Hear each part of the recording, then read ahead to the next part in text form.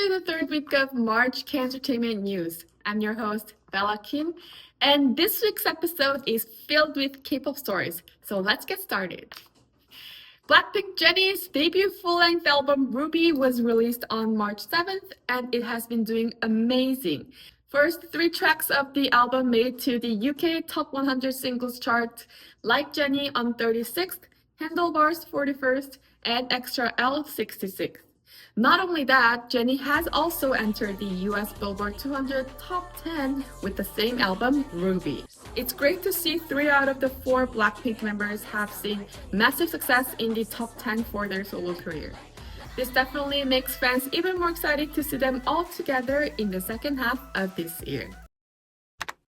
LE released their 5th mini-album, Hot, last Friday. The group held a media showcase in Seoul to celebrate the release of the new album and also performed their title track Hot in front of the fans and the media. The title track features an emotional melody showcasing a different side of LE compared to their previous title tracks.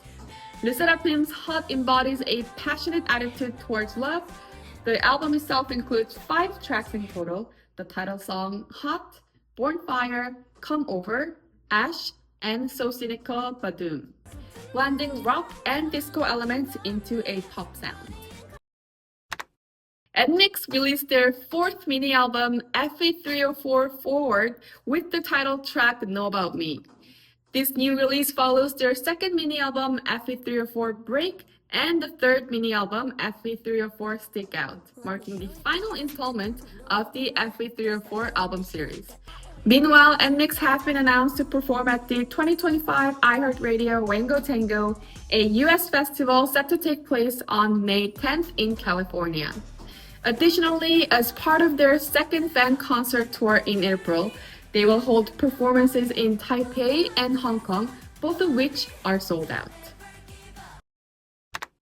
TWICE have been announced as one of the headliners at the Lollapalooza Chicago 2025, a large music festival held in the US every year that attracts an average of 115,000 attendees per day.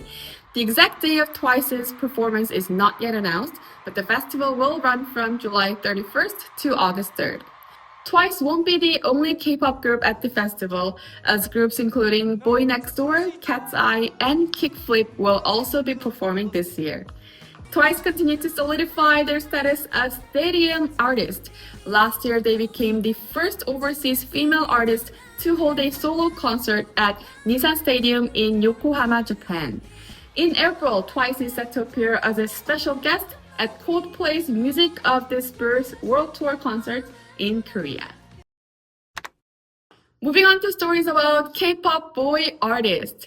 BTS Jimin has won the K-pop Song of the Year at the iHeartRadio Music Awards with the title track Who from his 2nd solo album Muse. The iHeartRadio Music Awards is an award ceremony hosted by the US online radio iHeartRadio. And previously, BTS won 7 consecutive years at this award, but it was Jimin's first trophy as a solo artist. Meanwhile, Jimin's Who has remained on the Billboard Hot 100 as it climbed 12 spots from the previous week to rank 29th.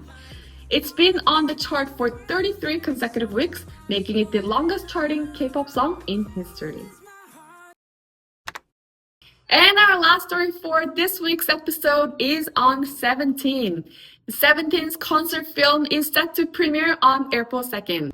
The film titled 17 Right Here World Tour in cinemas will showcase the group's performances from their Goyang concerts in Korea held last October. 17 kicked off their Right Here World Tour in Korea and performed at 14 cities around Asia and North America, holding 30 concerts in total. 17 Right Here World Tour in cinemas will feature the entire set list from the concert, a first for a concert film from any K-pop group. The film will be released exclusive at CGV and will be screened in various theater formats, including 4DX and ScreenX.